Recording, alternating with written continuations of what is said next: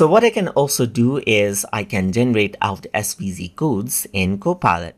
So for that, I need to go around and type in this prompt. So I'm going to go around and say, write a SVG code that I can run in Notepad of a sunset scene right here, just like this. And I'm going to go around and press enter.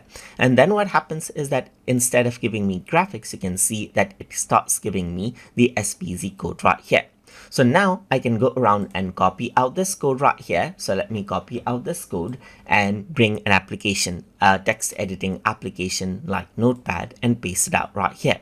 So once I do that, I'm going to go around and save this out. So over here on my desktop, I'm going to select all files right here and type in sunset.svg right here, just like this, and save it out right here.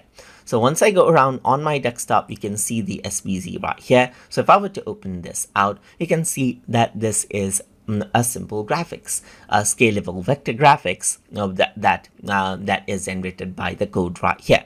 What I can also do is I can go around and open this up with graphics editing application, vector graphics editing application like Adobe Illustrator. So let me just open that up right here.